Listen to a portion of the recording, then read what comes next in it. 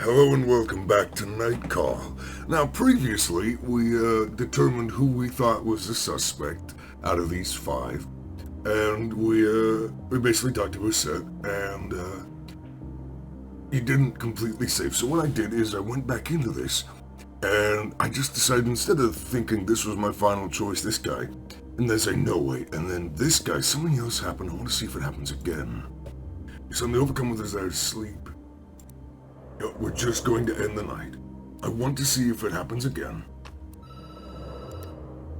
I do. Pick it up. Hi. Ice cold, so. Background noise must not be the station. This time I said say nothing. Good. What have you got for me? Voice sounds louder, more confident. Yep. Yeah, we already read this last time.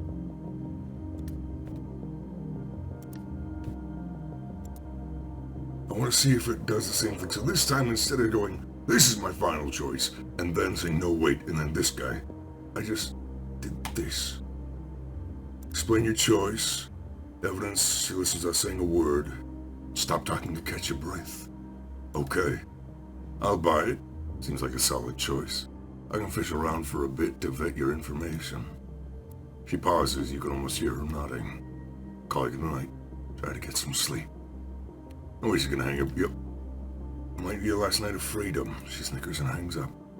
Might as well be sitting in the cold, empty space. So I'd go to bed to sleep. Best way to kill time. His friend creaks. Events of the day run through your head. It didn't. Wait. Did it? It didn't happen. Okay, it said something like she's not being straight with you. It's not being honest. Aged 5 years. Fragments of a dream are still lingering. Strange animal, half deer, half seahorse, are going to kiss you on the mouth. Quickly forget all that. Later, you guys at your studio. Yeah, it was weird. Okay, what I'm going to do is I will be right back after I've gone through this, and I'll use Shadow Play's replay feature to see if I can't get it and show you what I mean.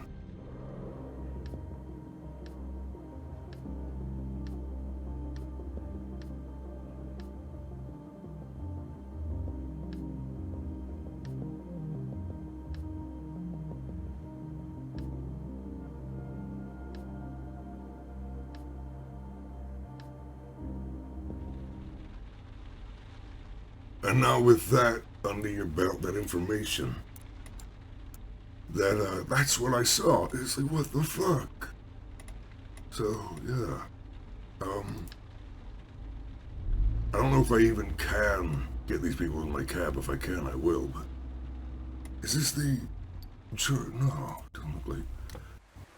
A couple is getting in your taxi. A couple is like you've seen so many times before, attractive, a bit tipsy, dripping eyelids. He's already asleep. Must be about 20, maybe more. She's still smiling faintly, like the evening has had a lasting effect on her. She's older, maybe 40, 45. Alicia, right next to the movie theater. Your passengers say nothing as you pull away. When you downshift, you can hear the man's heavy snoring. The woman stares right at you. I beg your pardon, this may seem odd, but what do we look like? I mean, you and I, what do we look like? A couple. Thank you. She pauses. I happen upon two friends who are making fun of us tonight. We could be mother and son. It's stupid.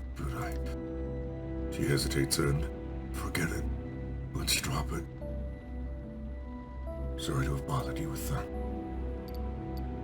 There's no need to apologize.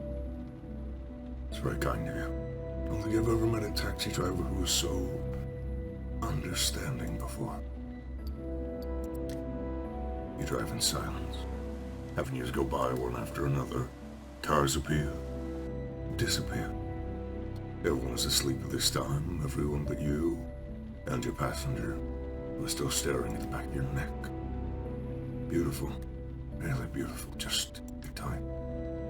Young man next to her with sweet, slender, and sleepy features. They go well together. A few minutes later, you reach the destination. You pull up to the sidewalk. The passenger plunges her hand into her back and stops. What if? Forget it. Pays the fare, and as she's putting her wallet back in her bag, she hands you a bill. A 100-euro bill. Would you mind using this money to take Yves to a hotel? I don't have the will to do it myself. We need to put an end to this. He deserves someone else. I'm serious. Are you sure? No, I mean, I know this is right, but you should talk to him. He'll just say... She shakes the bill. He'll say he loves me just the way I am, that he doesn't want to be with anyone else. He'll say the same thing he says every time I try to talk about my feelings. Bill is lying between the seats. What if it's true? What if it was true? What if he was telling the truth? If he was in love with you despite all of your phones? But he keeps saying it. Car passes on your left and pulls over next to you. Driver asks if you're leaving soon. 1 minute. You turn to your passenger. I've got to go. You should do the same. She seems horrified by her behavior. I'm so sorry. It's nothing. A second later, she's walking into her place holding her partner. He hasn't even woken up. You smile and wonder what he must have dreamed about. You'd like to have some more drink. You let the other car pull in and go back to your shift.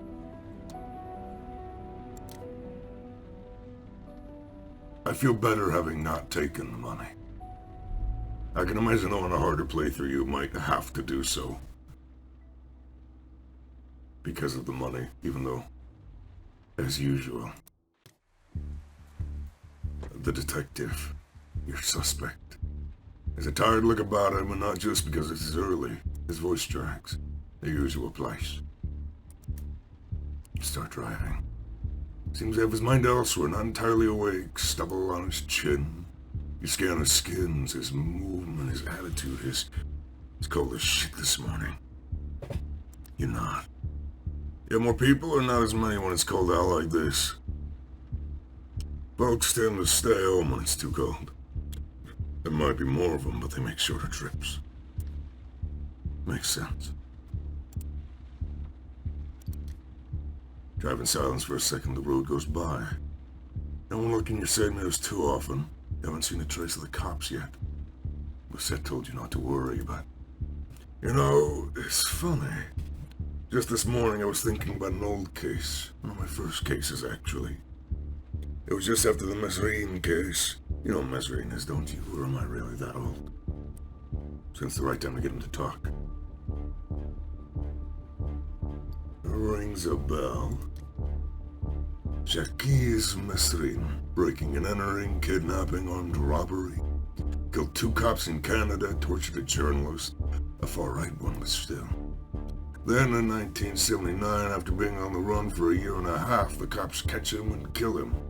Porte de Clignacort. Raise their hand. No, cop says he was in self-defense, but I know for a fact they shot him down like a dog. He looks straight at you. You can see the hint of an underground fire roaring deep in his eyes. No, I most certainly do not want to die like a dog, understood?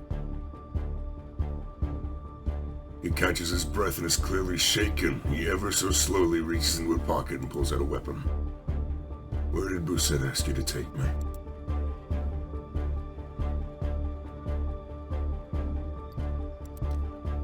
A warehouse, old garage. They're waiting for us there. An ambush. I'm no Mesrine, you know. I'm not gonna pull a grenade out from under the back seat here. He cuts out with a groan. When he starts speaking again, his voice is chilling. Bousset. Gets his finger on the trigger. It's shaking, ever so slightly. How much does she know? She has evidence. You're alongside coming from the back seat. A few seconds go by. You try to concentrate on driving despite your sweaty hands and dripping brow. Why hasn't she tried to arrest me then? She told me it'd be easier this way if I don't know. To think she hopes she'll turn yourself in without a fight. You know, Bousette really is one of a kind. But she doesn't fit in today's world. Neither do I, for that matter. The opening's holding you shaking slightly, wavering. You suddenly notice he's speaking to you in a more familiar tone. That's why I killed them. Bastards, all of them. Rapists, murderers, and liars who escaped prosecution. Now Boussette'd like to do the same thing I did. Slam a bullet into the first head of a murderer she could get her hands on. But she can't. She just can't do that anymore. A long, painful, heavy sigh. In any case, now there's only one truth left. No more confrontation, no debate. No need for justice to be served. They were guilty and I killed them. I can write that down if you want. It's no secret. I know I'd be caught sooner or later, either by Bousette or by... It hangs in the air. I'm sick. Got cancer all over. They hope some new drug might cure me. What's the point, though, honestly? He abruptly accelerates his speaking pace. I don't want to go to jail. Cop can't go to jail. I don't want to see my face on the cover of magazines and newspapers. But I don't want to deny Bousette the pleasure of catching me, her and her team. So here's what we're gonna do. There's a place in MangoMaraudr. A place I really love. It's my first memory of Paris. Must have been 6 or 7. My mother had come all the way from Martinique. She thought she could convince my father to... Yeah. Anyway, there's no point in telling that story. I want to hear it. And buy yourself some time? Oh, no. There's a bench up there not far from Sacré-Cœur. Bench has 2 clear advantages. First, it faces the city of Paris, southern facing. All the monuments are there, staring back in splendor. I especially like when all the buildings poke out above the cloud pollution. Notre Dame, square spires, Pompidou and its colored pipes, the Eiffel Tower. His voice suddenly sounds deep and serious again.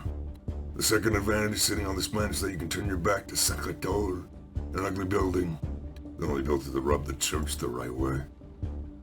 His hands shake a little as he remains silent. I want to see Paris one last time. Still too early to watch the sunrise, but at least there'll be people around, lovers, life. I just want to go sit on that bench, look out at Paris alone for 5 minutes. And then you can go to the meeting point so Bousette can pick me up. What do you say? Okay. I don't have a choice. You'll see. The view is incredible. We have the boat too. You drive in silence. Then as you're beginning to climb the top of the MangoMaraudr, the cop lowers his weapon. I want to apologize. I'm sorry I hurt you the night of the attack. Everything could have turned out so differently. You're nothing like the guy I took down, you know. He was a kid at the time, but there was something in his eyes, something bad, something evil. His eyes sparkle for a bit, tears perhaps. Seconds later, you park a few meters away from Sacré-Cœur.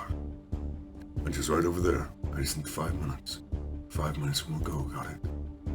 Of course. Say nothing. He's gonna shoot himself. Puts his gun in his coat pocket, lays his hand on the door handle and turns to you. Thanks, friend. Gets out of the cab. You watch the old cop. He takes a few steps towards the bench. Walks around it like he wants to look at it from every angle. He doesn't so much as glance at Sacré-Cœur and its dome, lit up with powerful spotlights. A few passers-by, chilled to the bone, are wandering about nonchalantly on the square in front. The cop finally sits on the bench. He stays there a long minute, contemplating Paris. Strings of light weave around the traffic circles and intersections, making a magnificent canvas. There's a sudden movement. In a matter of seconds, he pulls the gun out of his pocket and up to his chin. The shot rings out. Thanks, friend. Those were his last words. Are you fucking kidding me? No. Her jaws clenched, locked more like. What else did he say? He confessed to his crimes. Why he put in the cab must have caught it all. You have the recording. She stares at you for a second before looking away. Shit. Shit! This wasn't how it was supposed to end. You're not clear on whether she's angry or sad. I'm sorry. Did he say anything about me? It's all in the recording. He said you were like him. Of course, God was my mentor, a father figure, actually. Told me everything I know. That's why I slipped you his file. I couldn't investigate him. The team wanted to either. It was unthinkable. Unfeasible. Fuck. The semblance of a smile spreads across her face. Awkward, strained perhaps. Makes her blood curdle. You're free to go now. Don't leave the country, though. We might have some questions for you at some point. She opens the door as icy air seeps in. You shiver. You really came through, you know. I didn't think you'd do so well. Her voice breaks up a bit with her last words. Who knew? She gets out of the cab and slams the door behind her. A blunt, metallic noise. Unidentifiable vibrations. The car quakes and shakes like a boat. A minute goes by before you can move again. You slowly come back to your senses. Stay a little longer. You sit there for a moment contemplating the scene in front of you. Police squads are moving about, tape keeping the onlookers away, spotlights flooding the judge's lifeless body with white light. Hard to believe it's over. You need to get away for a while. Drive without thinking, distance yourself. A cop on the roadside waves his flashlight, motioning for you to leave. You have no reason to be there anymore. You've become a stranger again. Key in the ignition, handbrake off, foot on the accelerator. You leave Sacré-Cœur behind.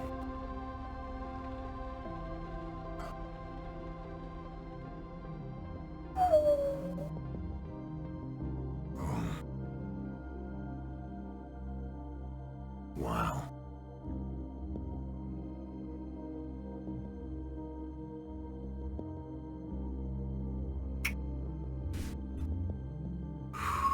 That was really good.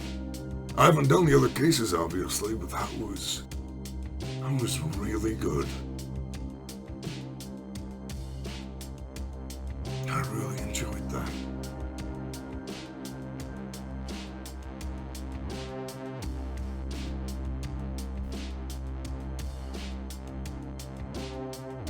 I really enjoyed that.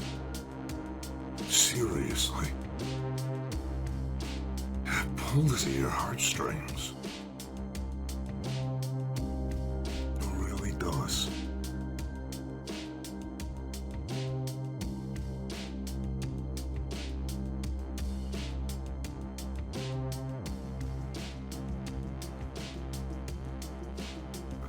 My better testors.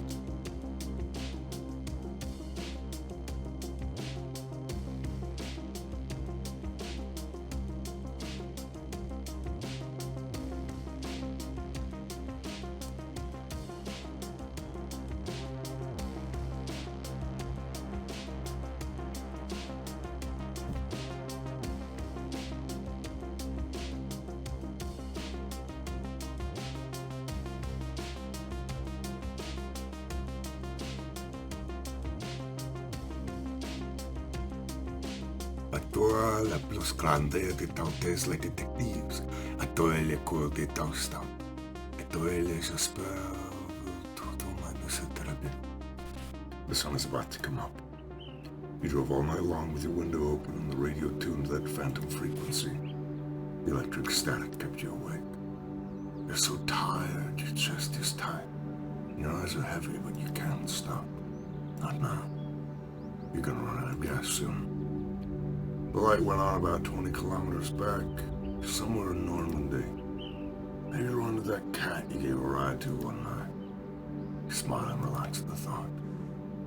You pull over onto the shoulder and get out. There's almost no traffic. You step over the guardrails, your eyes adjust to the colorful break of dawn. The sun will soon rise over the horizon. Get your phone out and dial a number. It doesn't ring. Direct to voicemail. The voice asks you to leave a message after the beep. Hey, I wanted to catch your breath. Nadia told me she'd hold onto your phone just to hear the sound of your voice. I thought it was stupid. But now, the sun is slowly rising, and its colors are flooding the landscape. Bare underbrush, a tiny village lost in fog off in the distance. A hilltop, sparkling with dew. The view seems alien to you. I wanted to thank you for giving me the opportunity to redeem myself. Thanks. That word disgusts you, but it's too late. Thanks to you, I did something important. I mean, I think. Who knows? Your head is spinning. You haven't spoken to your brother in years. Well, in a manner of speaking. You grin.